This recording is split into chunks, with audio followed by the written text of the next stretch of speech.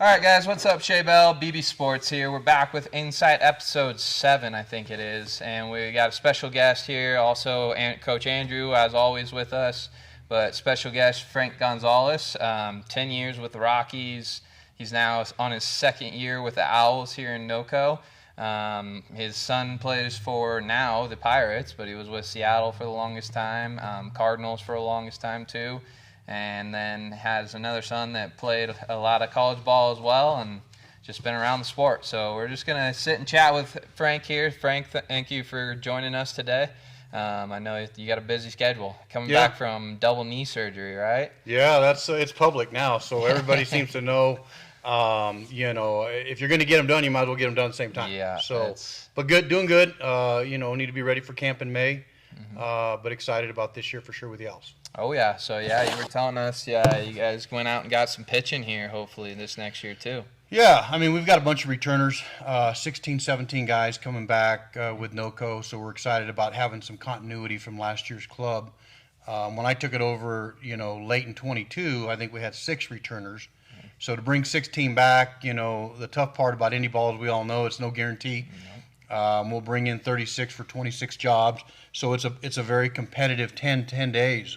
They got to come in ready to go. But some back-end arms, if we win games past the 5th inning, we're offensive again. Our hope and goal is the playoffs. Oh, yeah. Yeah, that'll be a good run. And, indie ball is tough. It really is. And you came from indie ball, right? So you got signed out of indie ball. So talk to me about your path there. So.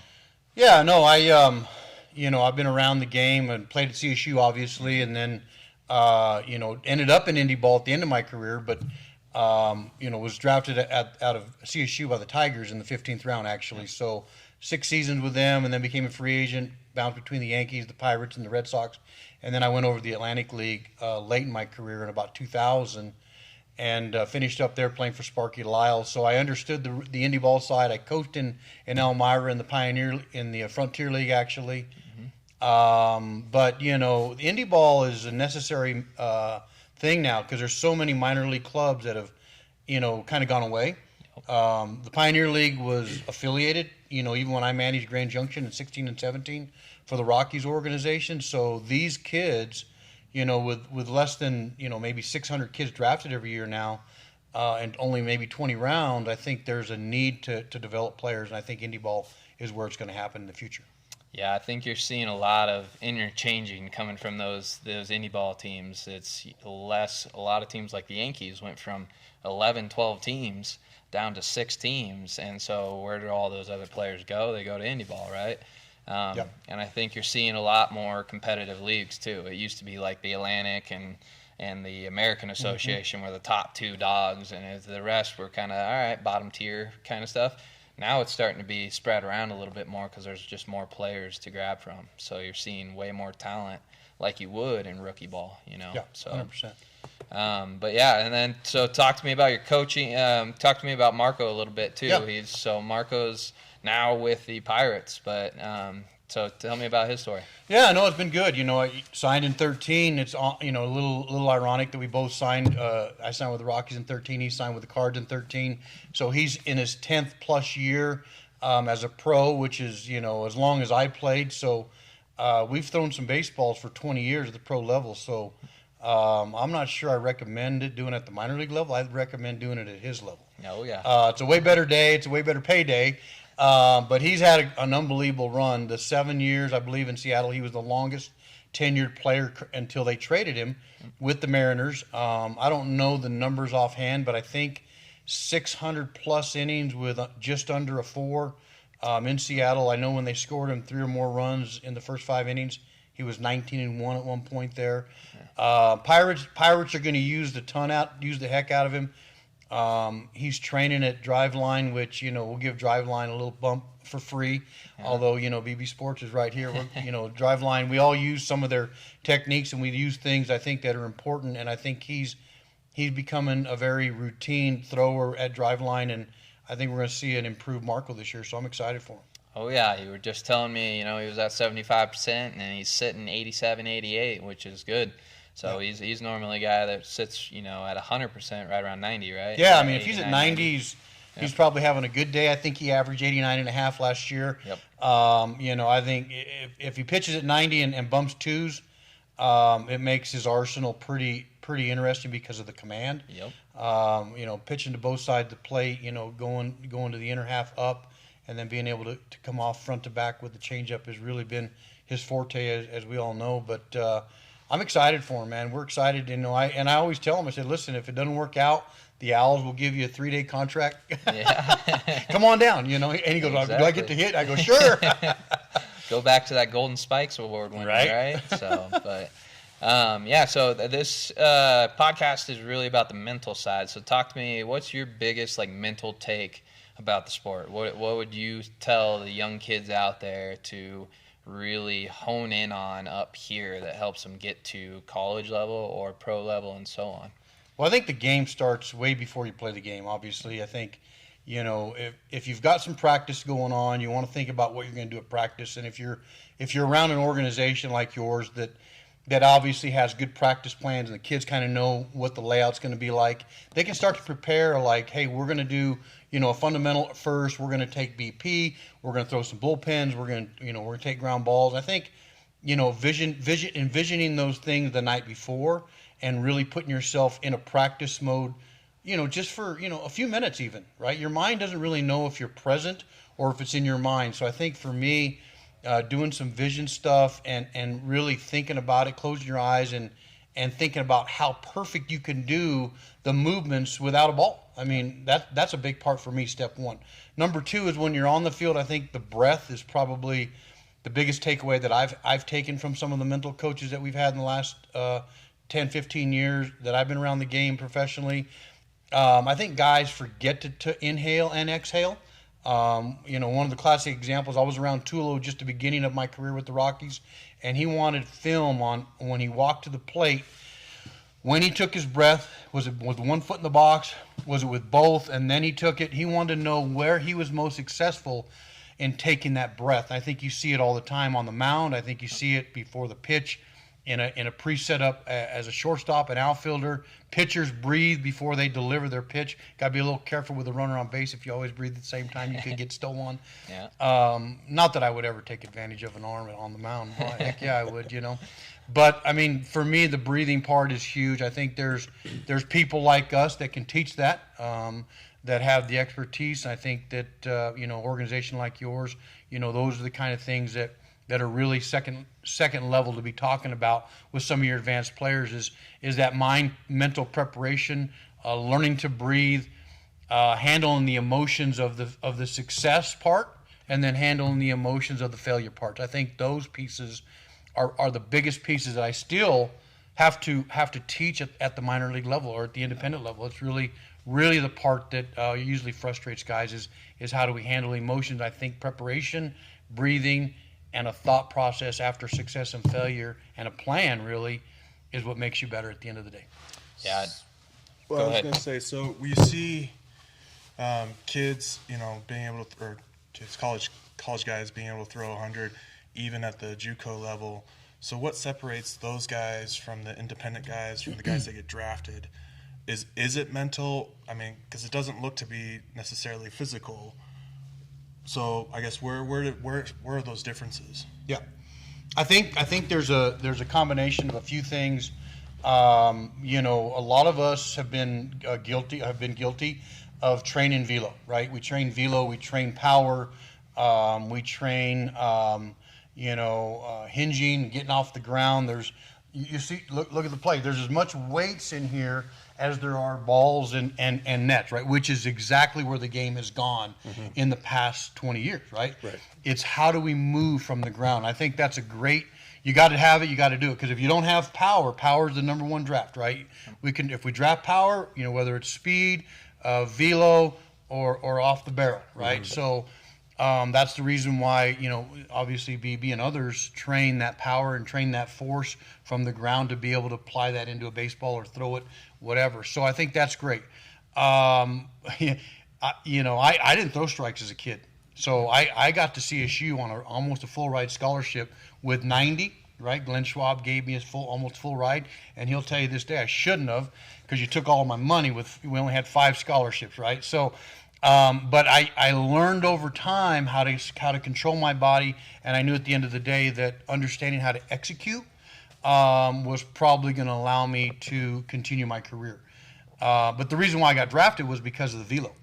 Left-handed velo at 90, 92, whatever I hit that year in 89 was the reason why I was drafted. So after that, I took off in my career because I had people at the higher level with the Tigers who showed me how to use my body the right way so I could execute. And execution, whether it's barrel, whether it's release, whether it's, throwing to a cutoff, throwing to first base, that's the game, right? At the end of the day.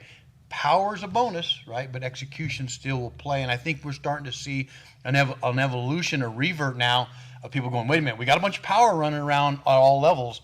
How do we execute? Right. And I think part of that's the mental side, and I think most of it is probably the ability to understand how to use your body the right way. So is that So is that more going into the preparation, or is that like preparing yourself mentally, preparing yourself, doing the habits, doing those things, or is it is that the control, or is it just learning how to control? I think I talked with Stu. Stu was on the show, I don't know, a week ago or whatever it was, and we talked about that too, is like starting earlier with everything too gives you that advantage of now I can learn to control everything. I don't have to redo everything once I get to 16, 17, 18. I can stick with what I'm doing, and now I can learn, maybe an off-speed pitch, or I can learn how to sequent pitches, right? I can go, fast up and in and then go away, and then fast up and in again, or whatever it is, fast, slow, however you guys want to do it. And then also you can get into that mental side as well. Stu and I talked about that. Huge is that mental prep from college to pro. That's a huge part of, like, those guys are ready to come into pro ball and be like, all right, I got to be there at 8 a.m. and I got to do this at 10 a.m. and then I got to do this at 1 p.m. and then so on and so on. That's what they're looking for when they scout you at that. And correct me if I'm wrong, is when they scout you from college to pro, that's the difference maker they're looking for. Everybody's now throwing 93, right? So if you can do 93, have one off speed, and then also do the day-to-day stuff that you're taking care of, then that's when they're really going to look at you. And that's kind of what we talked about a little bit. Like I said, correct me if I'm wrong a little bit, but. No, I agree with you. The analytics even at the indie ball level is off the chart. We have a team. We have an analytics team. We have TrackMan at every site now. So we have a video on the pitcher that we're facing. We know his data. We know his movement. We know the profile. We know what he throws for strikes, how often he goes to this pitch in 2 strike counts, and it's all laid out, and it all goes to their phone the night before. Right, so we, not to narc on a former employer, but we're far advanced from what I had in AAA with the Rock. I mean, it's just we've taken to that point, right? It was part of it is just because I know that's where the game's going. The Pioneer League, we need pitch comm, we need iPads in the dugout, we need a lot of that stuff, right? I put all the reports together, so I get all the data in. I build a report on where each guy is, how we're going to pitch them. So after you get off the tee, and after you get off the flips, and after you get off hit tracks and off the TrackMan data, you better think about how I'm going to execute versus my opponent now. Yeah. Right? Because I is only so much of the game, right? There is a versus involved, right? And they get a vote. So preparation for me is probably the part that sets us apart at the end of the day. Once your tool set is pretty good, right? Yeah. So the mind thing, just something as simple as, we were in Seattle this last week for about 5-6 days, and we got to take care of our grandbabies, which is awesome. But Marco got a new toy. He got a cold tub, right? He got a cold plunge, right? Yeah. And it's a nice one. Don't get me wrong, it's a nice one. So I watched him do it, and I wasn't sure I was going to do it. But I watched him do it, and it was like, and you get in this thing, and he's a couple, Neck high, and I just didn't see this dude move for 3.5 minutes, and I went, okay. That's different, because the mind is controlling the whole thing, right? So he's putting himself in a fight or flight situation and not letting it get away, and he's controlling that. But you do it all winter long, you do it all up to the spring, and sooner or later, that breath again, and the mind starts to become part of your process and routine. He'd been doing it a long time, but I think, and that's one of the words I think we could talk about on the mental side is routine. Routine's as big as anything you can have in the game for me. Oh yeah. Yeah, I think that's, like you said, it's a mental grind when you get in those ice tubs. They're cold, man. Yeah. You're in 40 there degrees like, is no oh joke. my God, I want to get out, and then you're like, nope, I got to stick through it. Yeah, that's definitely, it's a different ball game there for sure. But Coach Andrew, you got any more questions real quick for him? Not at the moment. But for those that want to try cold tub or something like that, you can always do cold shower. It's a very similar effect. It's a great way to train mentally. It's a great way to try and control breath, control your emotion, control what you're trying to do. So, and that hot and cold stuff, it helps. It Absolutely. really does. I went and got myself a little sauna from Amazon, so recover from that. So, but yeah, Nice. I love it. So, so, and we kind of already touched on it a little bit, but I wanted to just kind of, for the high school kids, high school kids getting to college, what do you see kind of as the biggest thing they're recruiting from there? And we already talked about, the power aspect, right? Yeah. They're looking for velo for pitchers, Sure. right? They're looking for exit velo for hitters. They're looking for that power. What else kind of do they look for? And on top of the preparation, because I think that's huge too. But. Well, I don't think there's any secret to it. You grew up in a baseball family. I grew up in a baseball background. I was the guy that came out of my high school and went into CSU and established some professional status and brought it to Northern Colorado, right? It didn't hurt either of my kids to bounce around that. Maybe there's some baseball IQ. Maybe there's a mindset of baseball in the way that they think the game. And I think understanding how to think the game and play the game it sets you apart as a recruitable high school athlete. For me, I want to see some stuff going on when nobody's telling you what to do, right? How are you preparing between pitches? What do you look like in the dugout? Are you watching, or are you playing with the buddy over here, right? So I think focus and those are things as a professional scout I see right away, right? What's your on deck approach? Did he do the same thing he did the time before? The pitcher, he takes 2 steps, he hits his leg, and then he jumps over the foul line, and he gets on the mound. He grabs the rosin bag, he clicks the rubber, and he throws 8 pitches. Here's the sequence that he throws every single time. He's already good, but I want to see a routine, and I want to see a purpose to why they do everything on the field. When you're recruited at a very high level to get a full ride to a D1, they don't give a lot of them. Alex was a tuition fees guy. Marco was a full ride to Gonzaga, which was, people like, what? And I go, yeah, that's $56,000. And we didn't pay. Now, I don't know how we still had to send him money. I really don't. Somehow you still got to send your kid $5,000 to eat on. I don't know. Whatever. Thank God Grandma helped us out, right? So, but I think that part, what you're doing while you're not playing, sets you apart. So I think the kids who, or maybe just miss D1 and D2 guys or junior college players, those are the guys who are probably going to learn more and have blossomed more. And there's a bunch of them that I've seen that come through all these schools that actually will play longer than some of the guys who are right away D1. And you know exactly where I'm getting at with that. Yep. There's guys who come out because they're men-child out of high school, and then there's this grinder, JUCO, NAIA guy, and then he got into Indy, and you're like, what? And I'll be completely honest with you.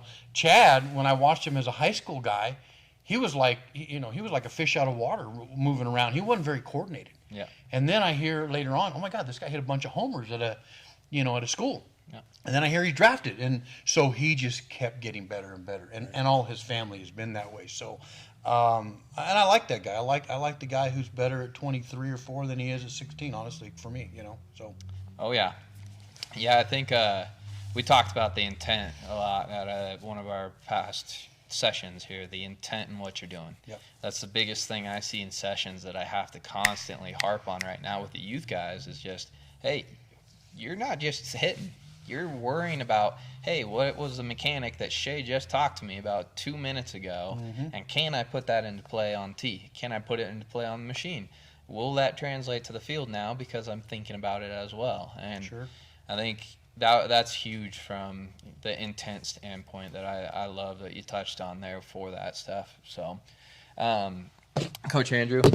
Yeah, so a lot of things that we do here as well is we try and get the kids to write down, what they did, how they did, those types of things. Do you see that translating to at your level? Do you guys encourage that with your players? And what do you see as that progresses? Again, trying to look at the intent and trying to recreate, right? So when you go home, you can work on the thing that Shea told you. Yeah, and I think we can, just to kind of jump on board with what's going on in MLB, they say that Shohei Ohtani is nothing but video and study every night. Plays video games, don't get me wrong. But he's study, and he's watching video, and he's seeing how the pitcher looks when he throws certain pitches. These guys, pretty much, the high-level dudes, not only are they super talented, but I think their eyes and their minds are further beyond than most, right? That's why they get paid what they get paid. But for me, at the end of the day, we have guys who have notebooks in the dugouts. They'll come in and they'll hit a double, and they may write something in the notebook. Yeah. They'll come in and they'll punch. They may write something in the notebook. They'll come in and they might have got thrown out trying to stretch a single into a double. Okay, and they don't do anything. But my first base coach, I'll say, hey, listen, what was his turn like? He goes, oh, he was 10, 12 feet. Once he got past the bag, he was 10, 12 feet towards the outfield. Okay. And he gets thrown out, bang, bang at second base. And for me, if you're more than 5 to 7 feet behind the bag when you make a turn, then you're. And so they don't write something in the book on that base running. But after I talk to them, they write something in the book, right? But those are things that happen at our level. I mean, that's, all those things matter, right? And I think, it's hard to remember them all, right? I've been doing it a long time. I mean, I'm 7,000 minor league games in. And I think about base running. I think about, backing up, bases. I think about pitchers there's nothing worse than pitchers not getting over on time. Yeah. There's nothing worse than not being able to field your position as a pitcher. Catchers who don't block the ball and allow, things to advance. All those kind of things are what are easily done by just an average player, right?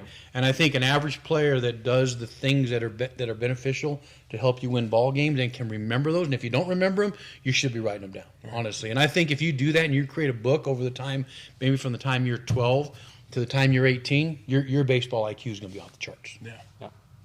Yeah, and you're a pitching guy, so that not getting over it eats at you, right? And for me, I'm a infield guy, so just not taking your 2 steps after the pitch eats at me a lot, and I see that all the time. And it's and then hitting wise, so you were talking about them writing stuff down in their notebook, and I think in the beginning of the episode you kind of talked about how now you're playing against the pitcher too. And I think one thing for me that helped when I was playing was writing in that notebook what sequences I was getting, right? Sure. What my weaknesses were that they're going to pitch to, right? So if I just got, 2 curveballs in the dirt and then a fastball up, and I chased 2 curveballs and then watched the fastball because I thought it was another curveball, I'm going to write that down in the notebook, right? And I think that's another big key thing to kind of pay attention to is we have hitter charts. For all of our athletes is you're writing down what that pitcher's throwing, right? And seeing that, because even at that level, you'll see little tendencies, like maybe the pitcher's got his finger up on a curveball or he turns his glove just ever so slightly, and it's just like little things that you got to be watching at, and that's what should go in the notebook, and then also should be relayed to the entire team. And I think that's a big thing of playing against that other side, right? Your practice is huge for what you do, but now you also got to be savvy with it against the next guy, right? So do you got any kind of scenarios where you saw that happen a little bit? Or I mean, you're right on it. I mean, if you're not watching the game to try and get an advantage, and it's not cheating, I'm not talking about tipping signs from second base or anything like that, and this stuff still happens. And there's ways to control that at every level, right? We control it at the minor league level very upfront. We either talk to the guy who's doing it or somebody's going to get pushed right off the plate. So, but at the end of the day, if there's a way for me to know, and I've got a bunch of different methods because I've been watching pitching for a long time, that I know you're throwing a heater, and I can get you in the first couple. If we can knock that starter out in the first couple innings, we're going to get to your bullpen in a 6. Now, we play 6-game sets in the Pioneer League, and if we can get to their starter opening night and blow that bullpen up, it becomes a really interesting series. So I don't know if that's part of the mental side, but it's part of the process of using everything on the field all the time to gain an advantage. And I think you can look at it as war. You can look at it whichever you want. It's chess, right? I mean, at the end of the day, this was the first year that I managed minor league baseball from the dugout. And our ownership goes, wait a minute, you're not going to go to third base? And I go, I can do that. I can do that all day long, right? But for me, these and my ability to communicate, talk to my coaches, run the bullpen, I wanted to run like a major league club. And so I felt like it was as fun of a job to run it because my mind was an inning or a pitch or 3 hitters or 2 hitters, a pinch hit, a pinch run ahead than I ever have been, because I didn't have to think about bases and I didn't have to think about signs and then, oh my God, I got to get a guy up in the bullpen. So for me, running a game and watching players run their game is how we all hold each other accountable. I think communicating with each other on what you see, how you can use it, and how you can gain advantage to win a ball game is what it's about at the end of the day. Because winning games at every level is not easy. It's just not. It's just not easy, right? So. Oh yeah, there's so many moving parts. It's hitting, fielding, pitching, the mental side of managing the game, right? It's all one little detail can cost you 3 runs, right? And that's the hard part about baseball, and that's why it's one of the best games in the world, but it also sucks at the same time, right? It's infuriating at times. But Coach Andrew, I think we're getting close to our 30 minutes here. You got anything left, kind of question-wise, for Coach Frank here? Coach Frank, also feel free to touch on anything else. Just real quick, when a guy does kind of go off the deep end mentally, just down on himself or down on the team or however, how do you work with that? How do you work with that in a game? We call it redlining, right? So he's in the red, just not able to execute right now. How do you go ahead and handle that? The guys that throw bats or throw, just that outward expression of emotion rather than trying to utilize it. Right. For me, it's handled now. We've had 3, I guess only 2, Zoom meetings over the winter. And so we have another one coming up on the 7th. Pitchers meeting only, and then we'll have a hitters meeting right after. So we're going to talk a little bit about philosophies and roles, and then some of of my expectations that are things that I have. I don't have a lot of rules, but the ones are like handle your emotions. If you need to blow up at the pro level, do it underneath, right? So we have guys that do that, but the bat throwing and the bat cracking occasionally will happen. But I don't need a whole team doing that. But I try and handle that and manage it now, months before the season, and I try and create those standards and the quality of character that we want to represent on the field, not only for us as an organization, but to make sure the public and the kids get, because kids are going to see us play, right? So it's huge for me. So I've had some talks. I've had to have one-on-ones. I've had to have heated moments in the dugout with a pitcher.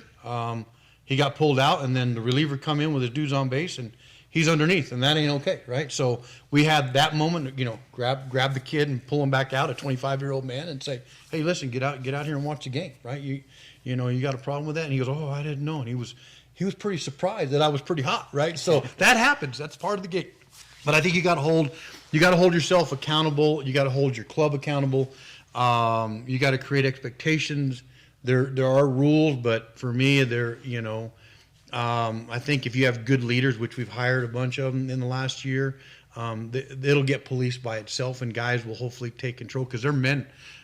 These guys they're not kids. They all have. I think last year we had 20 out of the 26 guys on the team. We had 28 bachelor degrees because we had some overachievers. Some guys had 2, and then a couple 3 master degrees on the team. So.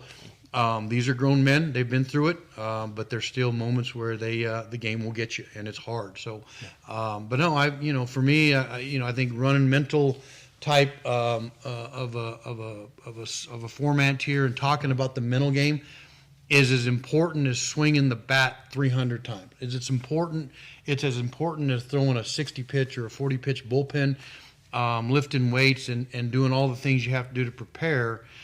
if you don't have a mind and you don't have the heart connected to the toughness, then all the reps and all the times you spend doing it is really for nothing. The mind, the intent, the approach, and the reasoning behind it all has to fit together. And that for me is your routine. And so I think it's incredibly important. I think it's a great thing that you guys are doing this, and I just love being a part of it. Thank you. Thank you. Yeah, I appreciate you, Frank, for coming on the episode today, and we'll hopefully get you back in here at some point. I know we've talked a little bit about getting out to some Owls games, so come out and watch you guys on the field and hopefully have another successful year here. So, but yeah, I appreciate you coming on, and like I said, we'll get you back on in the future if you're willing. So, Look forward to it. all right, Thank you. Appreciate you. Thank you. Yes, sir. Thanks. Thanks, Shank. Yes, sir. Good, man.